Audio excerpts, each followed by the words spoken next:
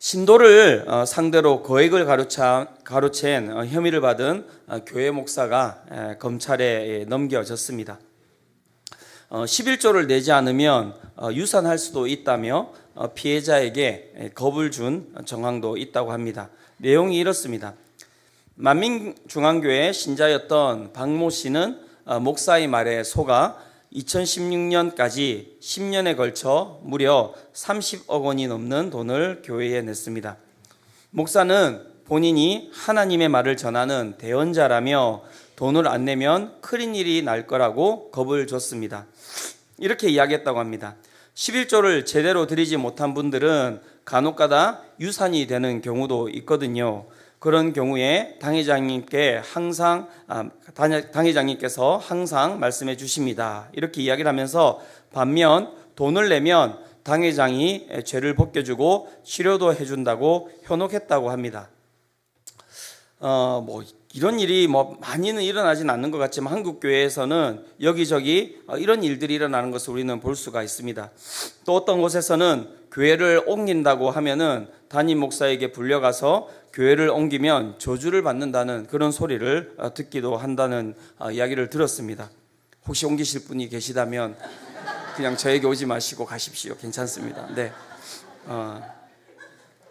이런 이야기 때문에 이런 이야기를 들었던 분은 두려워서 이제 그 교회에 정말 있기가 어렵지만 그 두려움 때문에 그 교회를 계속 다니고 있었다. 그런 얘기를 들었던 적도 있고요. 그것 때문에 그렇게 다니다가 결국에는 두려움 때문에 신앙을 포기했다라고는 이야기를 하시는 분들도 있었습니다. 왜 이런 일들이 일어나는 것일까요? 무엇이 잘못된 것일까요? 제가 앞에서 이야기 드렸던 이 만민중앙교회의 사건은 무엇이 잘못된 것입니까? 헌금이라는 이유로 어떤 사람의 돈을 갈취한 것, 그것이 잘못된 것이라고 생각을 할 수 있습니다. 맞습니다. 그것이 잘못된 것이죠. 하지만 좀 더 우리는 근본적으로 그 가운데 무엇이 잘못되었는지를 한번 살펴볼 필요가 있습니다. 왜 그 일들이 일어난 것일까요? 그것은 믿음의 내용과 믿음의 대상이 잘못되었기 때문에 일어난 일입니다.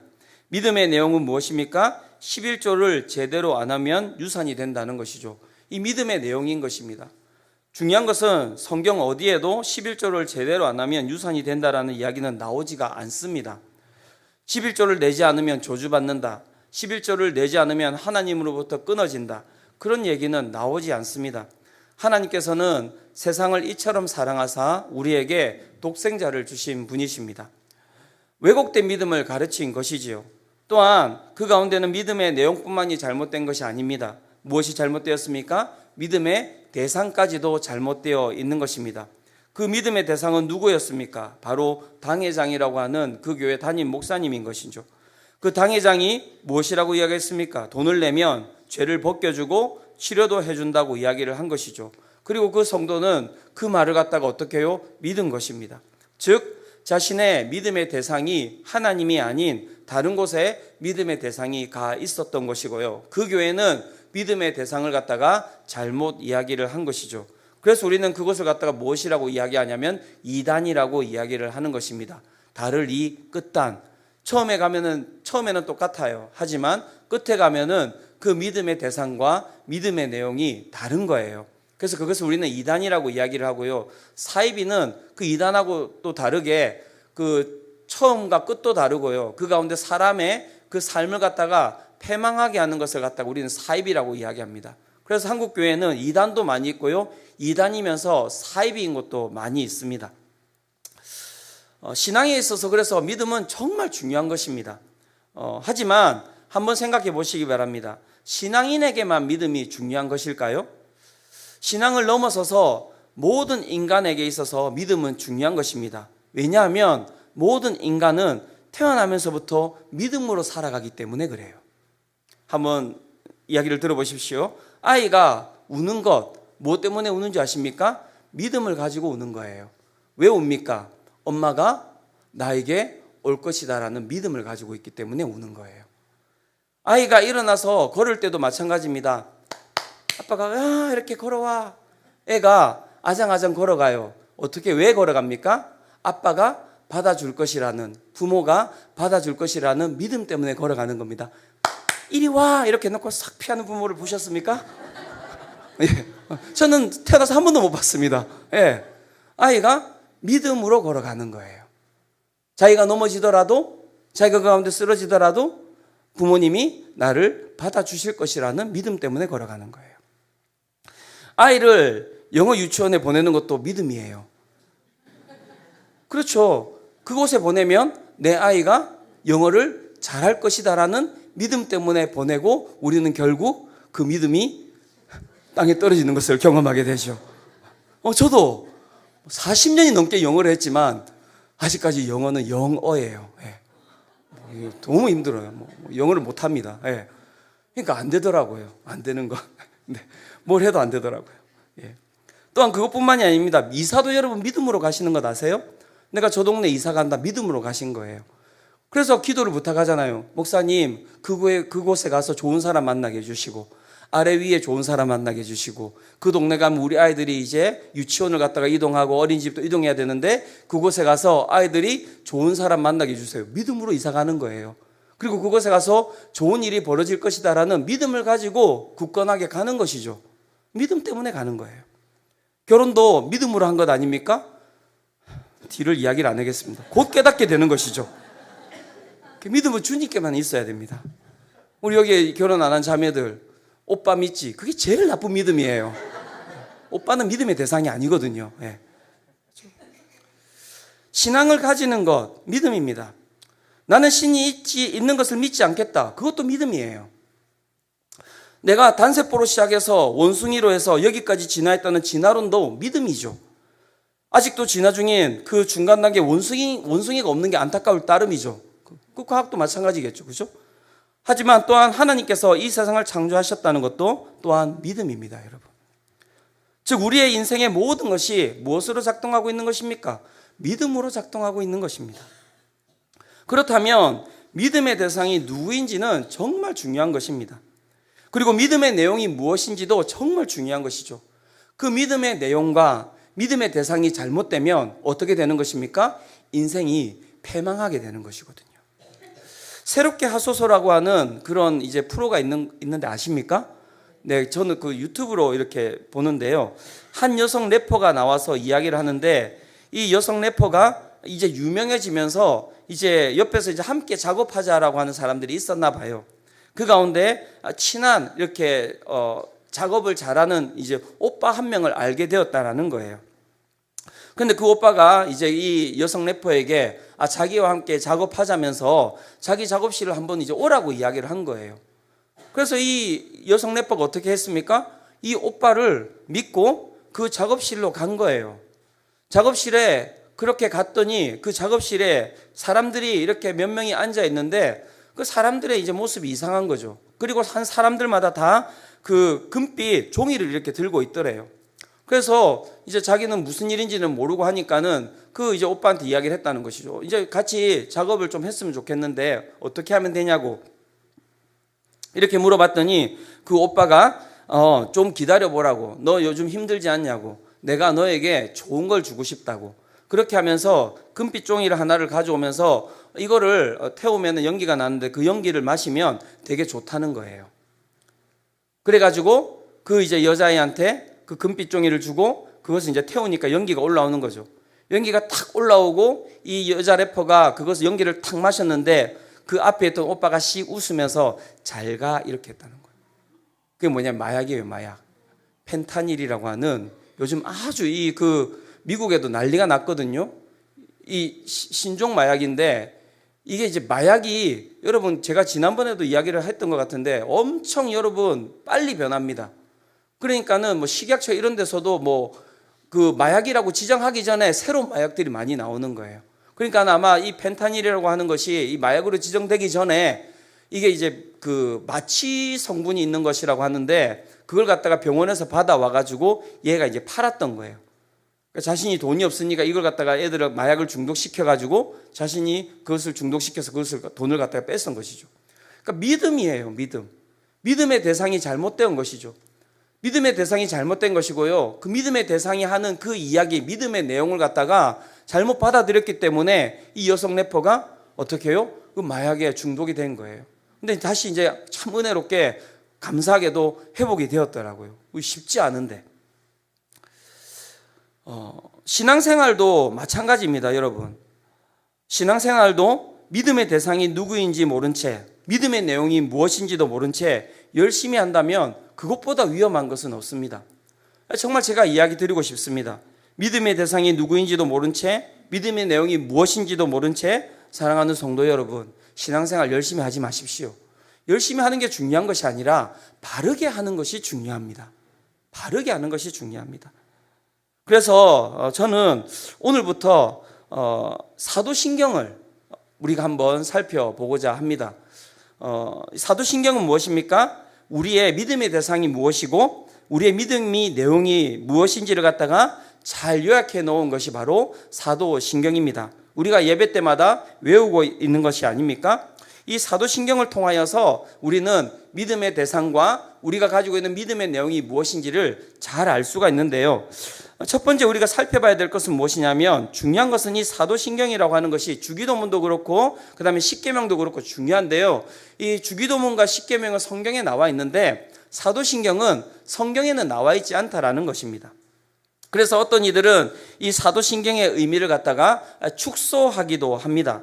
하지만 사도신경이 언제 어떻게 만들어졌는지를 잘 살펴본다면 우리에게 주어진 이 사도신경이 얼마나 소중한 것인지 우리는 알 수가 있습니다. 자, 한번 살펴본다면요. 사도신경, 이건 언제 누가 만들었을까요? 몇몇 사람들은 이렇게 이야기합니다. 사도신경은 사도가 신경 써서 지은 것이 사도신경이 아닙니까? 이렇게 이야기하는데 그런 척추신경 무너지는 소리를 하면 안 됩니다. 그죠? 예. 그런 얘기 하시면 안 됩니다. 이 사도신경이라고 하는 것은 사도들이 지었다라는 이 설이 있습니다. 설이. 하지만 사도신경은 사도들이 지은 것은 아닙니다. 그러면 왜 사도신경이라고 이야기를 하느냐? 사도들이 고백한 이 사도신경을 왜 사도신경이라고 이야기를 하느냐라고 살펴볼 때, 먼저 살펴본다면 예수님께서 이 땅에 오시고 복음을 선포하시고 그 복음을 갖다가 누구에게 맡기셨습니까? 사도들에게 먼저 맡기셨어요. 사도라고 할 때 이 사도의 개념은 어떤 개념이냐면, 예수님을 직접적으로 보고 예수님께 직접적으로 배운 사람들을 우리는 사도라고 이야기합니다. 그래서 12제자 그리고 다메섹에서 예수님을 만난 그 바울 외에는 더 이상 우리가 사도라고 부르지 않습니다. 그러니까 어느 교회 갔는데 우리는 사도입니다 이렇게 이야기하면 그 교회는 이단입니다. 아시겠죠? 네. 그래서 진짜 하나하나 이제는 우리가 잘 살펴볼 필요가 있어요. 그래서 사도는 12제자와 예수님과 함께 있었던 12제자와 예수님께 배웠던 12제자와 바울이 사도인데요. 이 사도들의 복음을 전하는 여정을 적은 것이 무엇입니까? 사도행전이라고 이야기를 하는 것이고요. 그 다음에 사도들이 하나님의 성령의 감동하심을 받아 기록한 것이 무엇입니까? 그것이 바로 신약 성경입니다. 신약 성경. 초대교회는 예수님으로부터 직접적으로 배운 사도들로 무엇을 받았습니까? 교육을 받았어요. 그러니까 복음을 전수를 받은 것이죠. 그런데 여러분, 그 예수님으로부터 그 전수된 그 복음을 갖다가 받았던 사람들이, 그 복음을 교육받았던 사람들은 어떤 사람들이었겠습니까? 이 사도들에게 교육받았던 사람들은 어떤 사람들이겠습니까? 그들의 믿음의 대상이 달라진 자들, 즉 예수님을 새롭게 믿은 자들이 무엇을 받았겠습니까? 사도들로부터 복음을 교육을 받은 것이죠. 그렇다면 그들이 이 교회 공동체로, 예수님을 믿고 새롭게 교회 공동체로 들어올 때 그들은 무엇을 받아야 하는 것입니까? 무엇을 받죠? 우리가 교회에 들어오면? 학습과 세례를 받죠. 그죠? 세례를 받아야 되는 것입니다. 그 세례를 통하여서 우리는 믿음의 대상과 믿음의 내용에 대해서 교육을 받게 되는데요. 이 세례 교육을 통하여서 예수님의 복음이 사도들의 입술을 통하여서 어떻게 해요? 이 교회 가운데 전수되어진 것이죠. 그리고 그 사도들의 교육이 초대 로마 교회의 세례식 때 문답으로 그래서 사용되어졌다라고 이야기를 하고 있습니다. 그 형태가 이제 2세기 그러니까 AD 예수님이 오시고 난 이후로 140년, 150년 이때에 로마 교회에서 세례식 때 사용한 신조가 있는데요. 그것을 갖다 이제 로마 신조라고 이야기를 하는데 이것이 사도신경의 초본이라고 이야기를 할 수가 있습니다. 로마 신조가 이제 어떤 것이냐면 문답이라고 이야기를 드렸잖아요. 이렇게 이제 묻는 것이죠. 이렇습니다. 묻는 것이죠. 당신은 전능하신 하나님, 아버지 하나님을 믿습니까? 이렇게 물으면 어떻게 대답하겠습니까? 답은 믿습니다. 이렇게 이제 답을 하는 것이죠. 이게 이제 세례의 문답이었던 것입니다. 그것이 이제 2세기의 모든 교회 가운데서 이렇게 세례식 때 문답이 이루어졌다고 이야기를 하고요. 이 문답의 형식은 4세기에 들어가면 선언식 세례 신조로 변화되었다고 이야기합니다. 즉, 세례할 때 나는 전능하신 아버지 하나님을 믿습니다 라는 선언하는 세례의 신조로 변화되었다라고 이야기를 하고 있고요. 로마 교회뿐 아니라 다른 지역의 모든 교회들도 동일하게 이 사도신경을 갖다가 고백하였기 때문에 그 AD 750년경에 그때 지금 우리가 믿음으로 선포하고 있는 이 사도신경이 확정되었다라고 이야기를 하고 있는 것이죠. 즉, 사도신경은 우리가 봤을 때 성경에 이렇게 나와 있는 부분은 아니지만 이 사도신경은 누구로부터 우리가 전수받은 것입니까? 예수 그리스도로부터 그 가운데 사도들에게, 그리고 사도들로 인하여서 초대교회에서 그 다음에 우리에게로 이렇게 전수된 것이 무엇입니까? 바로 사도신경이라고 이야기를 하고 있는 것이죠. 즉, 사도신경은 예수님께서 우리에게 전수한 복음이다 라고 이야기를 하고 있는 것입니다. 그래서 이 사도신경은 중요한 것입니다. 또한 예수님이 승천하신 이후로부터 AD 750년까지 여러분 그 교회가 어떤 상황에 놓였는지 아십니까? 교회는 엄청난 박해 가운데 있었어요. 그리고 이단의 공격이 끊임없이 교회를 갖다가 흔들어 놓고 있었는데요. 그 엄청난 박해 가운데서도 이 성도들이 흔들리지 않는 믿음을 가질 수 있었던 것은 무엇이냐면 바로 이 사도신경의 고백 때문이었다고 이야기를 할 수가 있고요. 또한 수많은 이단의 공격 가운데서도 성도들이 휩쓸리지 아니하고 유혹당하지 아니하고 그 가운데서 굳건한 신앙을 지킬 수 있었던 것도 무엇 때문이냐면 바로 이 사도신경, 우리가 가지고 있는 이 복음에 대한 고백 때문에 이들이 흔들리지 않았다라고 이야기를 하고 있는 것입니다. 즉, 우리에게 주어진 이 사도신경은 우리의 믿음을 지키며 올바른 길을 가게 하는 능력이다라고 이야기를 하고 있는 것이죠. 그리고 예수님께서 우리에게 전해준 복음의 정수가 있는 것이 무엇입니까? 바로 사도신경이라고 이야기를 하고 있는 것입니다. 사랑하는 성도 여러분, 이 사도신경을 여러분 믿으시기를 축원합니다. 예, 여기에 우리의 믿음의 대상이 무엇인지, 그리고 우리 믿음의 내용이 무엇인지가 나와 있고요. 이 믿음의 대상과 믿음의 내용은 2000년 동안 이 우리 교회 가운데 흘러오면서 수많은 성도들의 영혼을 지켰고 이 교회를 지켰던 것이 바로 사도신경이다라고 이야기를 하고 있는 것이죠. 그렇다면 우리가 이 사도신경이 어떤 것인지를 좀 살펴볼 필요가 있는데요. 이 기독교인이라고 한다면 모든 사람들이 믿어야 할 이 신앙의 핵심 내용인 사도신경은 어떻게 이루어졌는지를 한번 살펴볼 필요가 있습니다. 많은 분들이 막 문장으로 되어 있으니까 이 사도신경을 보면 복잡하시죠, 그죠? 그런데 이 사도신경은 되게 여러분 단순해요. 되게 단순합니다. 우리가 이 외우고 있는 사도신경을 보면 이제 이렇게 나와 있습니다. 제가 한번 읽어드릴게요. 전능하사 천지를 만드신 하나님 아버지를 내가 믿사오며 그 외아들 우리 주 예수 그리스도를 믿사오니, 이렇게 하면서 이제 우리나라의 번역본은 이렇게 되어 있는데요.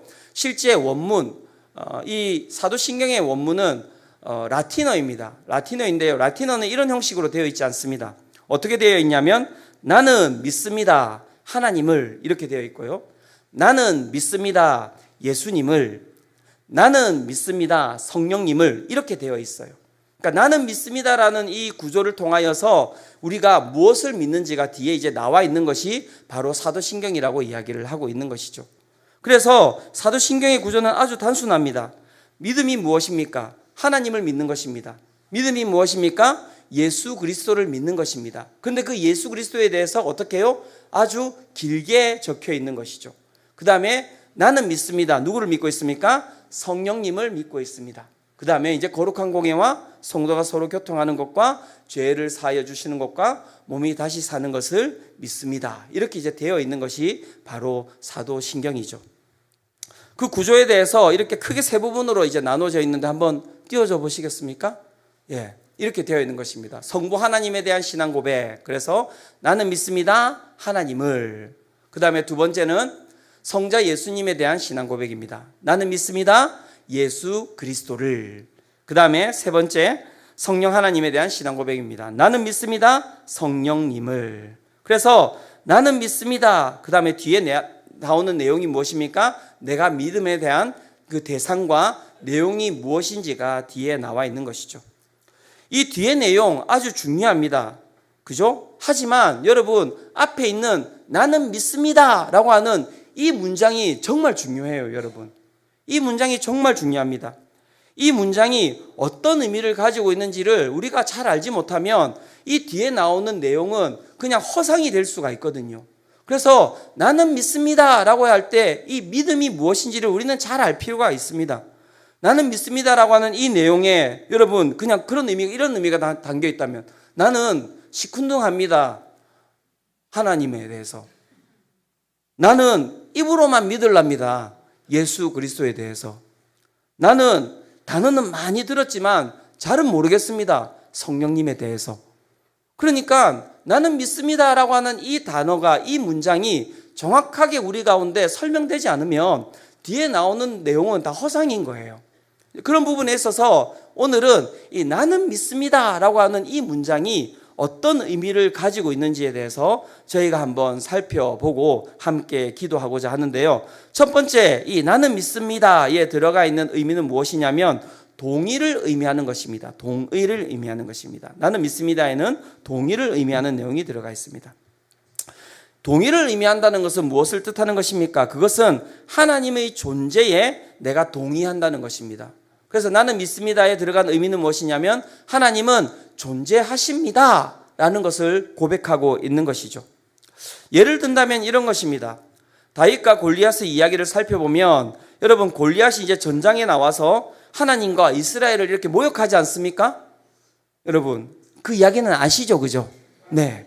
그런데 그 골리앗이 나와서 이스라엘을 모욕하고 그 살아계신 하나님의 이름을 모욕했을 때 여러분 이스라엘 백성들이 어떻게 반응합니까?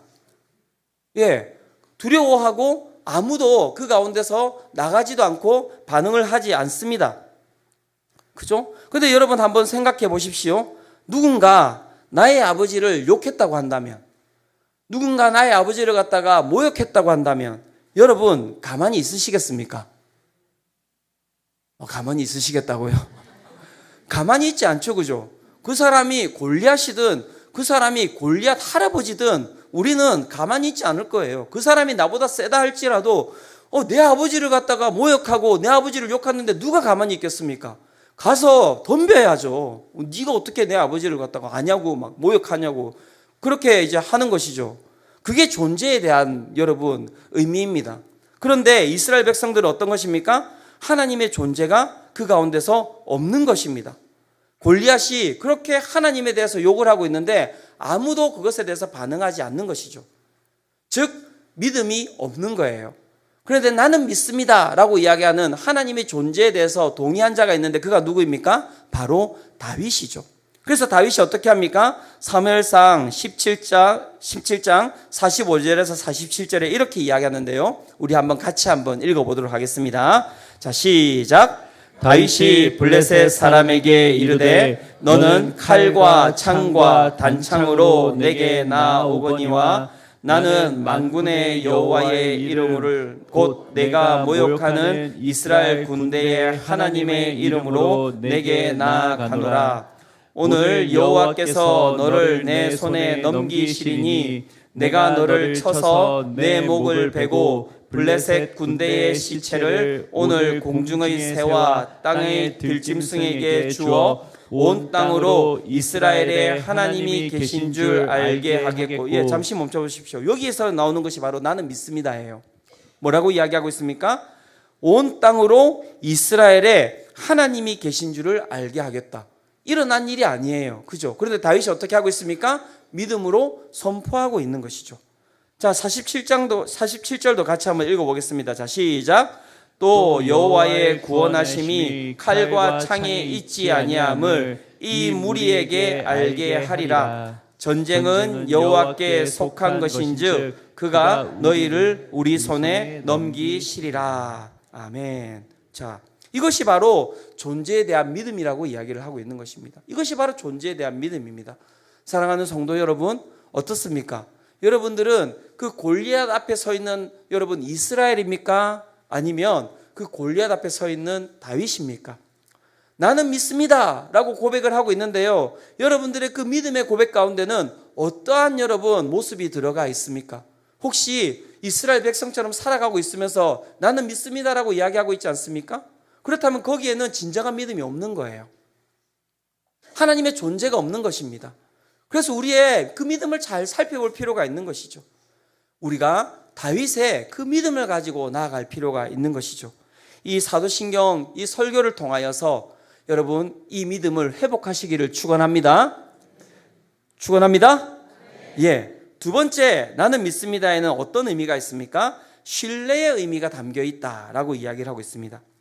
나는 예수 그리스도를 믿습니다라고 고백할 때 거기에는 나는 그저 과거에 예수라는 이름의 한 사람이 살았습니다, 그것을 갖다가 나는 그렇습니다, 믿습니다, 이것을 의미하는 게 아닙니다.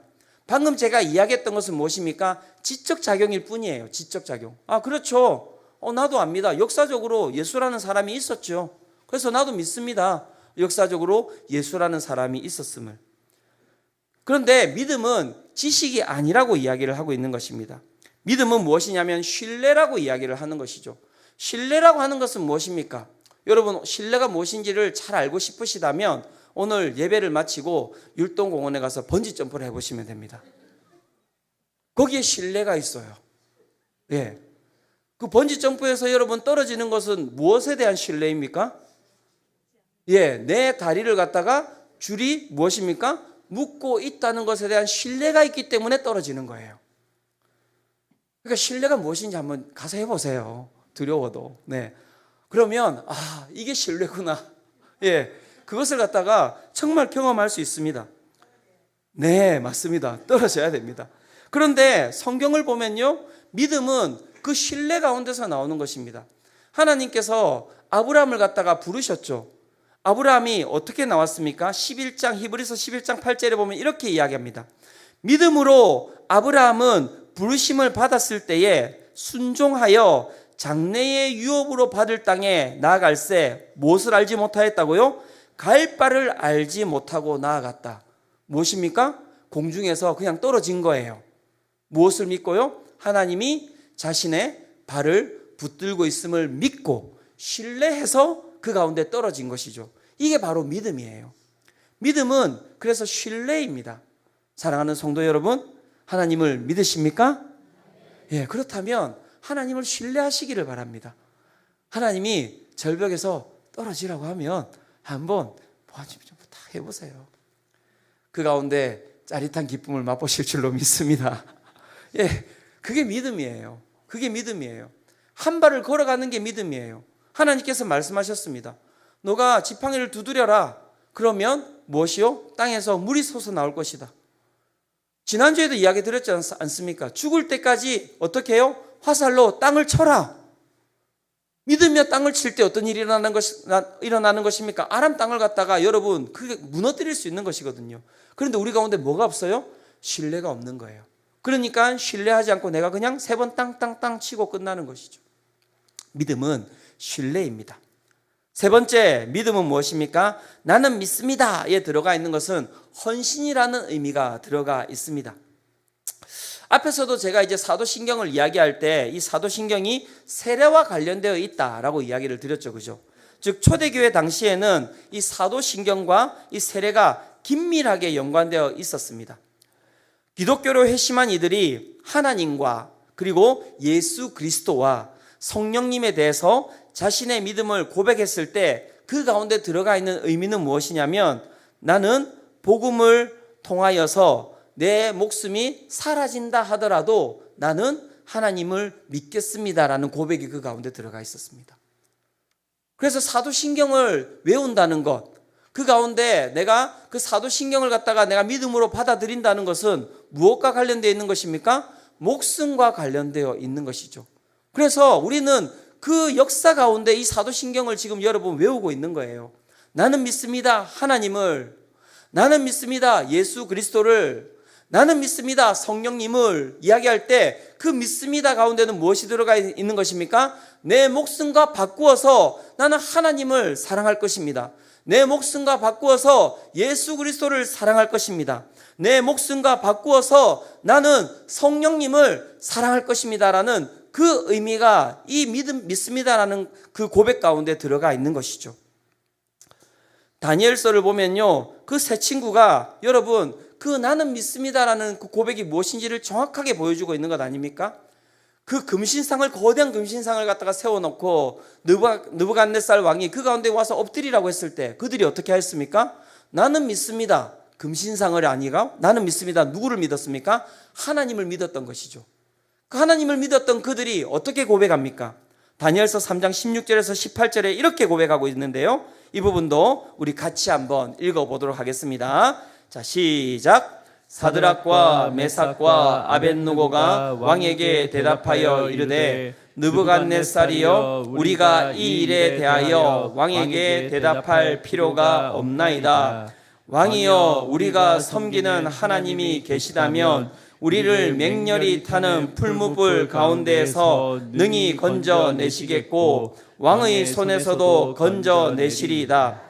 그렇게 하지 아니하실지라도 왕이여, 우리가 왕의 신들을 섬기지도 아니하고 왕이 세우신 금신상에게 절하지도 아니할 줄을 아옵소서. 자, 무엇을 이야기하고 있습니까?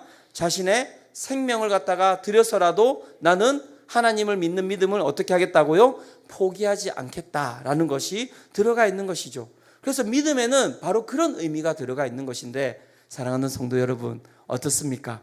사도신경을 고백하실 때 그런 여러분 믿음을 가지고 고백하고 계십니까? 아니면 샤바라바바라 뭐 이런 주문 외우듯이 그냥 주문을 외우고 계십니까? 여러분, 믿음이 정확해야 돼요. 여러분, 믿음은 정확해야 되는 것입니다. 그렇다면 우리가 이런 의미를 가지고 나는 믿습니다를 고백하는 것이 아니라면 그 믿음은 무엇입니까? 헛된 믿음인 거예요. 헛된 믿음. 헛된 믿음인 것입니다. 그래서 우리가 믿음을 바로잡을 필요가 있는 것이죠. 믿음은 헌신을 이야기하는 것이죠. 네 번째, 믿음은 무엇을 이야기하는 것입니까? 나는 믿습니다에는 순종이라는 의미가 들어가 있습니다. 순종이라는 의미가 들어가 있습니다. 하나님을 향한 그 믿음으로 정말 우리를 부르신 그 하나님을 기꺼이 신뢰하고 그분께 순종하겠다는 마음의 자세가 바로 무엇이냐면 바로 나는 믿습니다라는 그 고백이라고 이야기를 하고 있는 것이죠. 그저 우리는 하나님의 말씀을 듣는 것만이 아니라 무엇입니까? 나는 믿습니다라고 이야기할 때 하나님께서 우리에게 주시는 그 말씀을 듣고 우리는 어떻게 하는 것입니까? 순종하는 것, 그것이 바로 믿음이다라고 이야기를 하고 있는 것이고요. 믿음은 무엇이냐면 그 가운데서 마치 나무의 뿌리와 같은 것입니다. 뿌리와 같은 것입니다. 그래서 믿음으로 우리가 하나님의 말씀을 듣고 순종하며 나아갈 때 그 가운데 어떤 일이 벌어지는 것일까요? 그 삶 가운데는 무엇이 열립니까? 아름다운 선한 열매가 맺히게 되어 있는 거예요. 믿으십니까? 그래서 믿음은 행함과 함께 이루어지고 있는 것입니다. 행함과 함께 이루어지고 있는 것입니다. 그래서 진정한 믿음은 자연히 선한 행실을 낳게 마련이고요, 그 가운데서 아름다운 그리고 풍성한 열매를 맺으며 살아가는 것, 그것이 바로 나는 믿습니다라는 그 하나님의 말씀을 순종하며 나가는 자들의 삶이다라고 이야기를 하고 있는 것이죠. 그러한 삶을 살아갔던 자가 누구입니까? 바로 바울입니다. 바울. 그는 하나님의 말씀을 듣고 어떻게 했습니까? 순종하였던 자였습니다. 예수님께서 그에게 어떤 명령을 내리셨습니까? 땅끝까지 너가 이방인들에게 무엇을 전할 것이다? 복음을 전할 것이다 라고 이야기를 하였고, 그 사람이 가야 되는 곳은 어디였습니까? 로마였고요, 로마를 넘어서 그는 이방 땅으로 가기를 원했죠. 그런데 여러분, 사도행전에 살펴보면 이런 본문이 나옵니다. 사도행전 21장 10절에서 13절인데요 이 부분도 같이 한번 읽어보도록 하겠습니다. 자, 시작. 여러 날 머물러 있더니 아가보라 하는 한 선지자가 유대로부터 내려와 우리에게 와서 바울의 띠를 가져다가 자기 수족을 잡아매고 말하기를 성령이 말씀하시되 예루살렘에서 유대인들이 이같이 이 띠 임자를 결박하여 이방인의 손에 넘겨주리라 하거늘. 자, 보십시오. 지금 어떤 일이 일어나고 있습니까? 한 선지자가 유대로부터 와가지고 이 사람이 예언을 하는 거예요. 어떤 예언을 하고 있습니까? 바울의 띠를 가져다가 자기 수족을 갖다가 잡아매고 하나님이 말씀하시되 이 띠를 갖다가 소유하고 있었던 사람은 예루살렘에 가서 그 가운데서 묶여서 이방인의 손에 넘겨질 것이다. 이 죽으러 갈 것이다. 이 이야기를 하고 있는 거예요. 성령의 말씀이잖아요. 그죠? 그럼 왜 성령의 말씀이 이 시간에 이렇게 여러분 선포되었겠습니까? 여러분들이 만약에 하나님의 말씀을 이렇게 받았다면 여러분 어떻게 해석하시겠습니까?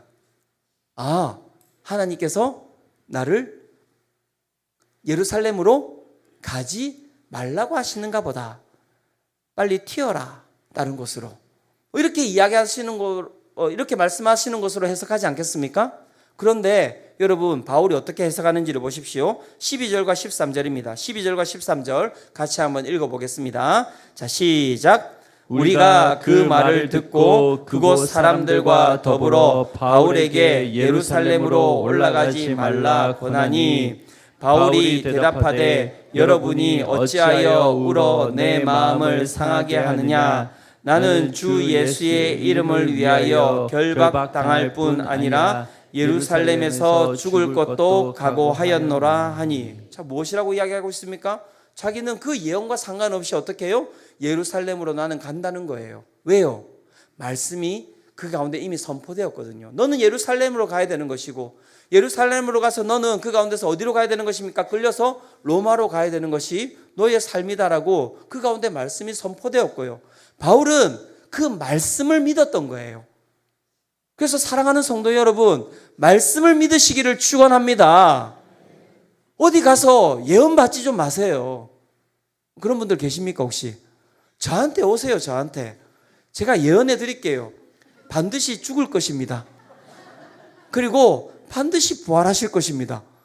이것보다 더 큰 예언이 어디 있습니까? 이것보다 여러분 더 능력 있는 예언이 어디 있습니까? 여러분 이 예언을 믿으십니까? 그러니까 딴 데 가서 여러분 예언 받지 마세요. 이미 우리 가운데 하나님의 모든 계시는 다 끝이 났으면 선포가 다 된 거예요. 무엇을 듣고 싶으세요? 무엇을 알고 싶으세요? 우리의 모든 것들이 다 여러분 밝히 드러났는데 우리는 어차피 죽을 수밖에 없는 자들이지만 예수 그리스도를 믿음으로 말미암아 우리는 반드시 부활할 줄로 믿습니다. 영원한 삶 가운데 거할 줄로 믿습니다. 여러분 그것이 우리 가운데 주신 가장 확실한 예언 아닙니까? 다른 것이 뭐가 필요합니까? 우리에게 이미 여러분 완벽한 말씀이 잘못 들었네요. 완벽한 말씀이 주어졌잖아요. 자, 옆에 있는 분들에게 이야기해 주십시오. 딴 길로 가지 맙시다. 한번 이야기해 주시겠습니까? 네, 딴 길로 가지 마십시오. 딴 길로 가지 마십시오. 정말 여러분 그래서 믿음은 진짜 중요해요. 이 믿음이라고 하는 것이 여러분 잘못되면 진짜 그 인생은 패망합니다. 아시죠?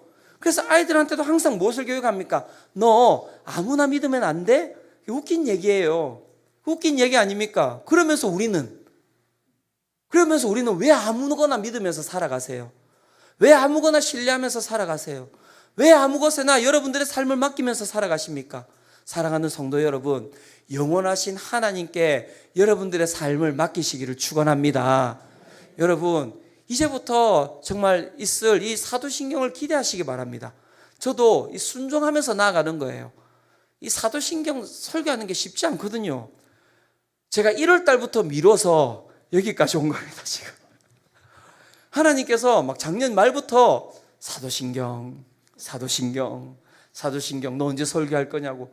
근데 너무 어렵거든요. 이게 막 이게 그냥 교리잖아요. 딱딱하잖아요. 근데 설교 때는 이 딱딱한 것보다는 우리 성도님들이 좀 부들부들하게 해가지고 이렇게 넣어드려야지 이렇게 좀 삼키기도 쉬운데 제가 자신이 없더라고요. 이제 호되게 두드려 맞고 이제 하고 있는 겁니다. 이렇게 순종해야 돼요. 여러분 하나님께서 우리 공동체 가운데 이 믿음의 올바른 길을 허락하여 주실 줄로 믿습니다. 그래서 우리가 다른 것 구할 필요 없습니다. 오늘 우리가 믿음을 구해야 돼요. 오늘 우리 가운데 믿음이 무엇인지 하나님께서 이야기해 주셨습니다. 믿음은 여러분 하나님의 존재를 우리가 받아들이는 겁니다. 믿음은 무엇입니까? 하나님을 신뢰하는 거예요. 믿음은 무엇입니까? 하나님께 헌신하는 것입니다. 믿음은 무엇입니까? 하나님의 말씀에 순종하며 나가는 것인데요. 이게 쉽습니까, 여러분? 안 쉬워요. 그래서 우리는 여러분 무엇을 구해야 되는지 아십니까? 믿음은 우리의 의지로 하는 것이 아니라 성령의 능력을 구하는 것입니다. 오늘 우리 이 예배 가운데 하나님께서 성령을 부어주시리라고 믿습니다. 믿습니다? 네, 믿으셔야 돼요. 걸으셔야 됩니다. 여러분 순종하셔야 됩니다. 헌신하세요. 여러분 신뢰하세요. 그리고 여러분 하나님의 존재를 믿으며 나가시는 우리 모든 성도님들 되시기를 축원합니다. 우리 이 시간 우리 함께 이 찬양 드리면서 우리 주님께 나아가기를 원하는데요.